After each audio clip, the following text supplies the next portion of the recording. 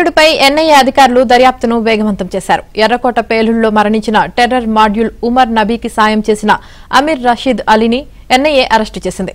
ఉమర్ నబీకి కొన్నేళ్లుగా రషీద్ సాయం చేస్తున్నట్లు గుర్తించారు. పేలుడుకు ఉపయోగించిన కారును రషీద్ అలీ సెకండ్ హ్యాండ్లో కొనుగోలు చేసినట్లు తెలిపారు. ఆ కారులో ఐఈడీలను అమర్చేందుకు వీలుగా రషీద్ అలీ మోడిఫై చేయించినట్లు విచారణలో తేలింది. అలాగే పేలుడుకు సంబంధించి ఇప్పటి వరకు 73 మంది సాక్షులను విచారణ చేసినట్లు ఎన్ఐఏ వెల్లడించింది.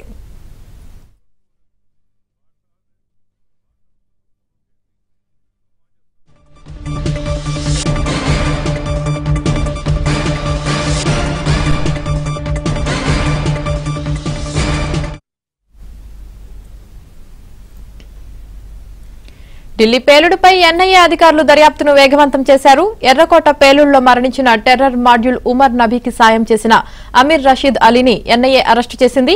ఉమర్ నబీకి కొన్నేళ్లుగా రషీద్ సాయం చేస్తున్నట్లు గుర్తించారు. పేలుడుకు ఉపయోగించిన కారును రషీద్ అలీ సెకండ్ హ్యాండ్లో కొనుగోలు చేసినట్లు తెలిపారు. ఆ కారులో ఐఈడీలను అమర్చేందుకు వీలుగా రషీద్ అలీ మోడిఫై చేయించినట్లు విచారణలో తేలింది.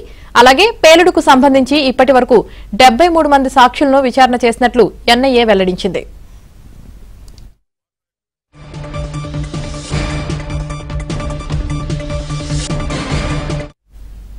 ఢిల్లీ పేలుడుపై ఎన్ఐఏ అధికారులు దర్యాప్తును వేగవంతం చేశారు. ఇక దీనికి సంబంధించి పూర్తి సమాచారం మా ఢిల్లీ ప్రతినిధి సతీష్ అందిస్తారు. సతీష్, యామిని, ఢిల్లీ పేలుడులో ఎన్ఐఏ దర్యాప్తు వేగవంతం చేసింది. అయితే సూసైడ్ బాంబర్ కు సాయం చేసిన అమీర్ రషీద్ అనే అతన్ని నిందితుని సైతం కూడా అరెస్ట్ చేయడం జరిగింది. ఇక టెర్రర్ మాడ్యూల్ ఉమర్ నబీకి సాయం చేశాడు రషీద్. అయితే రషీద్ అలీ పేరు మీద పేలుడుకు ఉపయోగించిన హుండాయ్ i20 కారు ఆయన పేరు మీద ఉన్నట్టు తెలుస్తుంది. అయితే సెకండ్ హ్యాండ్ లో కారును మొదట హర్యానాకు సంబంధించిన ఒక వ్యక్తి నుంచి కూడా కొనుగోలు చేసినట్టు కూడా ఇప్పటికే పోలీసులు ధృవీకరించడం జరిగింది. ఇక ఐఈడీ అమర్చేందుకు వీలుగా కూడా కారును మాడిఫై చేసి రషీద్ అలీ ఈ పేలుడు ఘటనపై ఈ పేలుడుకు సంబంధించిన బ్లాస్ట్ కు సంబంధించిన వాటికి సంబంధించిన పూర్తిగా కూడా ఒక మాడిఫై చేయడంతో పాటు ఏ విధంగా అందులో ఐఈడీ మార్చవచ్చు, ఐఈడీ అమర్చవచ్చు అనే అంశం పైన కూడా పూర్తిగా కూడా ఒక ప్రణాళికను రూపొందించడం కూడా తెలుస్తుంది. అయితే పేలుడు ఘటనపై దాదాపు ఇప్పటికే 73 మందిని ఎన్ఐఏ ప్రశ్నించడం జరిగింది. వివిధ లింకులు ఉన్న వారికి సంబంధించిన అంశాలను కూడా ఎన్ఐఏ కొంత